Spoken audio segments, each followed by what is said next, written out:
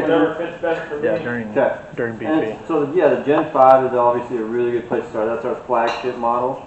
But we do have another model too called the 0211. That's cast iron model. Yeah. Start recording. A little more because cost effective too. Okay. So definitely cutting I all didn't that know out. where you were at. Yeah, I don't have crazy amounts of money, so I did like those X Core 2s, the 0211. Yeah, we're gonna try those days too.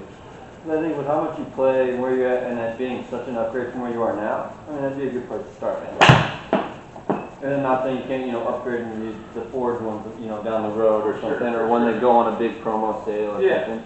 But that 0211 honestly is a hell of a hit. It's got all the same technology as the Gen 5.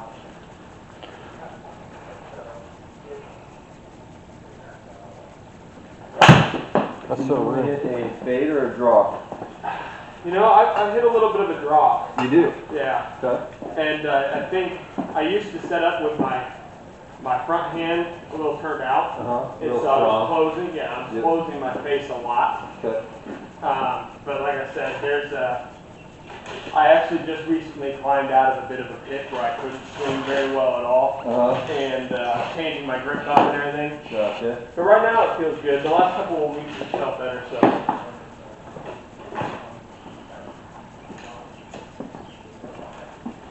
Yeah, with my, even with my 3-wood, sometimes I'll hook it.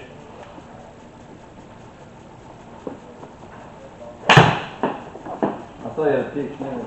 Yeah. I got the, jeez, why can't I remember which 3-wood, but the driver I have is the 0211. It looks like the Gen 4. Yeah.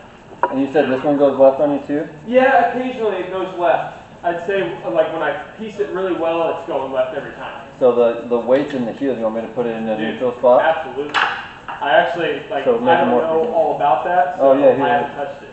So the way it's set up naturally, it says it's raw by its weight. So all the weights here, it's going to speed the toe up and shut it down as impact. I'm going to put this back in the middle to be more of a neutral setting for you. I'm going to help that from over closing at impact. You don't get that hard left anymore. And you can change the causal significantly here to also make it more fade bias and more forgiving. And with the drivers. Dude, you're already my favorite person in the world. Yeah, there's that, and then you take this off too. So standard is what it is. It's standard at a certain line angle. If it's still going left with this setup, we can make it 3 degrees flat and still 16 degrees, and now that's going to be a real fade bias. Okay. So there's different options. Do you have a tool? I do not have a tool. I will make sure you leave with one today. Remind me before you go. Thank you, sir. But I don't want to mess with the hosel yet. No, when you get it out there, if it still goes left, just start tinkering with it until you find the right setting for you. I will. So I put it on the flattest one first and go from there. There we go. It feels so amazing. Yeah, Open up a little bit. we done. No. Look at this, dude. Wide open, but No, this is now more geared to your swing style. yeah. I'd rather see you hit it right all day long than anything hard left. Okay. Yeah. Anything hard left is going to be a high score waiting to happen. It's going to land and jump away, or that soft fade will land soft and be playable. All right. Because I have this 2 degrees flat. Okay, right on. Wow. What's funny is, because I was looking at tinkering with building clubs, and I felt like 2 degrees flat was almost where I needed to be, because I watched, there's these guys on YouTube, Bust the Jack, and they're PhD guys, and I watched their fitting, and one of them had to go 2 degrees flat. It was Jack, right? And he's about your same build. Or was it Busta that went 2 degrees? So it's not always, so that's old school. So it's not, that's a very common mistake. It's not to correct you, but it's not, it's not your build anymore where you are. So you're actually your swing, and all these launch monitors tell us what the club is doing at impact. Okay. So if it's same exact, they didn't do it the same guy. If he came to me this year and he's dropping it from the inside a few degrees and it's hitting this little draw, it needs to be flat. But if he comes to me 2 years from now and he's like, hey, I need one upgrade, let's try those forged ones this time. We're trying the forged ones, and he's like, these cast iron aren't working anymore. He's coming way over the top now, and his swing change, same exact guy, same build, needs to be upright based on his swing style. Gotcha. So it's all about the swing style, how you load it, unload it, deliver at the bottom. There's all that goes into it too. And again, none of that's not No, you're good. The old school way, they would measure your arms. You'd swing onto a live board 3 times. They'd say, this is what should work, and that was about it. Okay. You know what I mean? Not to say that similar builds do blend into similar swings as well. Yeah. To your point, but Yeah. That one felt good. good. There you go. So maybe it is just a little too flat. Now you got a stiffer shaft than what you're playing here. Okay. Let me go grab the standard. I just realized it's in the van still. Sorry. No, you're all good, dude. Stop running away. Yep.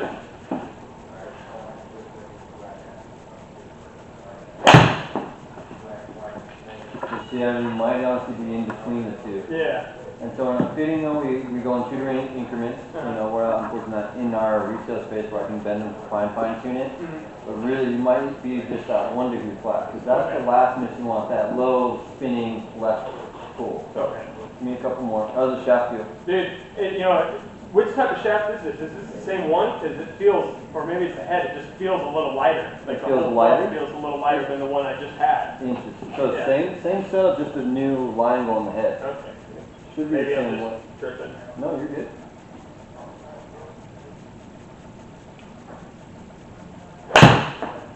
Yeah, so see, that's the swing.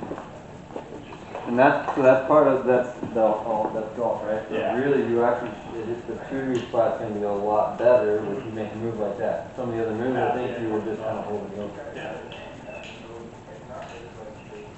That's the shaft. I'm going to go a little heavier next as well.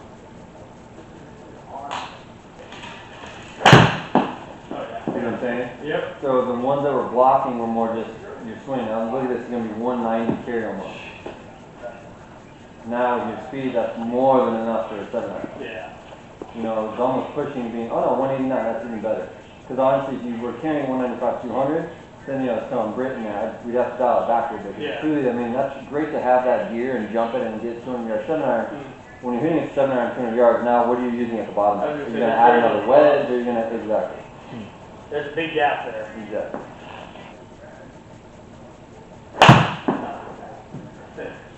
Right?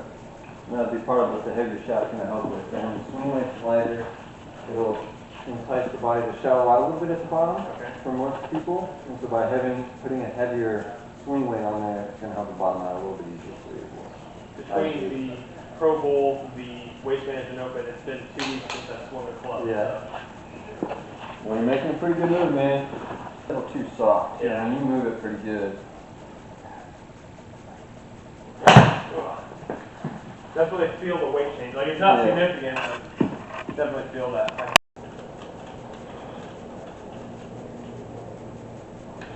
Incredible that that's as simple as it is to change the head of a club. Yeah, it's pretty sweet.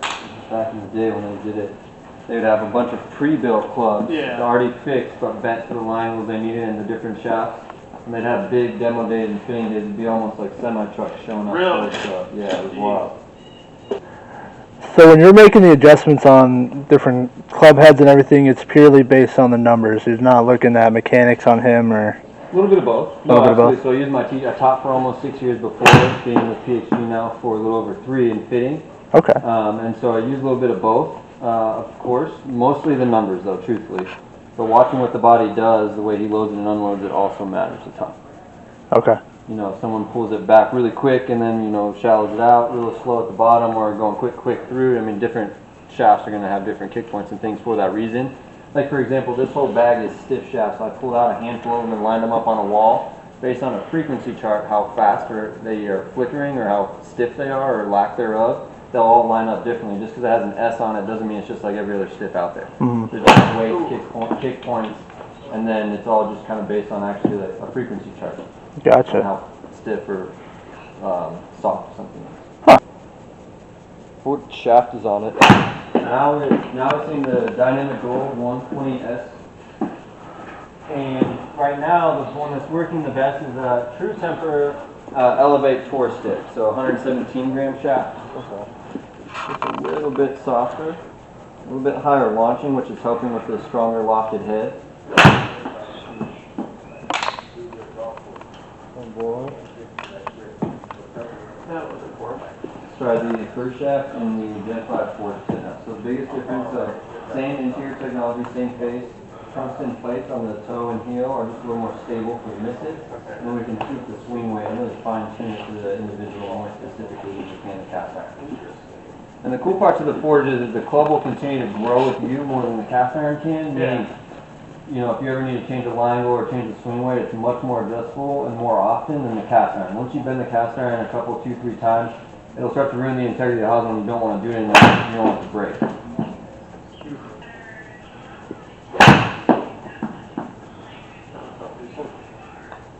Good miss, little block. Again, I like seeing them miss to the right than anything left. Yeah.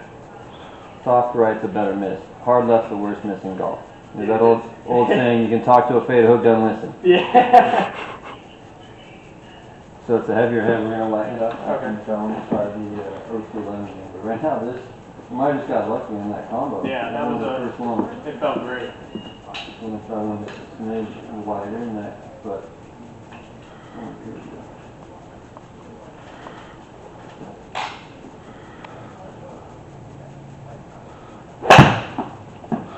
Worked out well. Good miss. Yep. Very A nice. little fat, but still. Yeah, I mean, obviously, on the golf course, it might not have been that far, but it's squaring up to your path now is kind of the goal. I'm going to try a bigger grip, similar weight to that. I mean, I'm still liking, honestly, we just got lucky in that very first one. Yeah. 117 grams, the higher up in the shaft, ones are working pretty well. The same family as that shaft, just with a little bit bigger grip. Okay. With your hands out, I'm going to just help stop that over rotation on the right side. Everything we're doing right now is kind of gearing towards that anti-hard left. Yeah. Don't close it all the way out. Yeah. So a little bit bigger grip will help alleviate some of that. Not saying it's a magic trick, but For sure.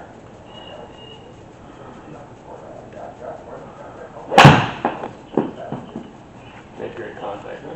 yeah, but it's also, I think the shaft's too light. I still like this 117 grams. I just don't have one in the fitting matrix with the inside grip on it to feel. But I'm glad you got to feel that. I mean, that's 190 carry, man. Think about your favorite song and swing.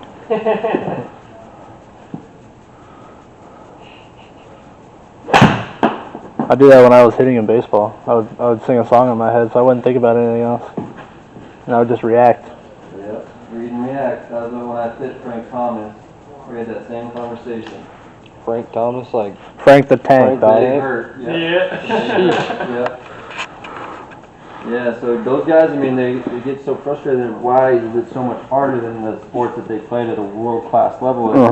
And the best way I can explain it is exactly what you said. You read and react. So, you know, sitting in the batter's box waiting for that fastball or reading it's a curveball or changeup and reacting to that, you don't have time to think about it. Where this, everything's static. You're trying to get something not moving to get in motion and go a certain amount of yardage, right? So it just messes with the brain a little bit. This is the shaft, man. And because him and I are both baseball players, so I feel like we have the same problem. yeah, it's hard. I mean, I was a big baseball too, growing up here in Arizona. Trying to not hit that fade or not lunge at it is tough. Oh yeah. I know you hit it heavy, but Yeah, that was still the best one I've had, I think. Yeah, definitely the weight distribution is a lot different and was hard for me to adjust from baseball to golf. Yeah. How you shift your weight to the swing. Yeah, and trying to stay behind it and like kind of hit it to right field instead of hitting it to left field. Yeah. Maybe that's my problem. I I try and hit everything down the football middle. growing up, Yeah. but I kind of wish I had focused on golf or baseball a little more. I wish I played as a kid. I hated golf when I was young, man. It was too. I thought it was easy and for old men. Yep, dude. I was wrong. We're all the same way. Golf is sweet. It's the best. If I played as a kid, it would have been so much easier to film. I never knew I could become so obsessed with something so fast. Yeah. We all like did it in unison too. We all just became obsessed. We're just like, hey, let's just start golfing together. So that's where you're getting the benefit of the palmer on the inside too. Dampens vibration, higher ball speeds, and what it's designed to do across the face is when you hit the toe or heel, it'll transfer energy to the center and back to the golf ball, so maximum energy is transferred at all times. So your miss hits are now going to be better carries and things like that. Okay. Yeah, now I turn it into a little bit of just some tips now because I already have. No, I like totally, this setup. yeah. I like this shaft and the line hole too. I like two flat for now, Yeah. and then a bigger grip's going to help you stop that over rotation. And then truthfully, like you said, if it's feeling as good performance-wise, it's been the same as well. Yeah. In my opinion, between the forwards and the cap.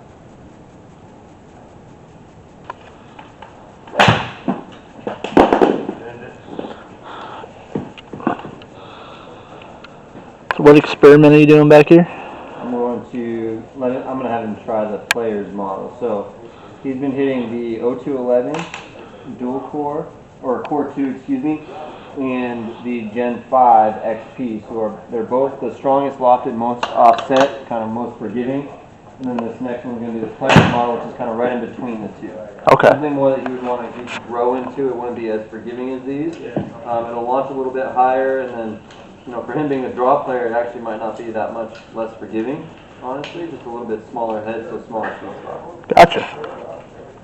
You know, I became a golf pro, and I had 2.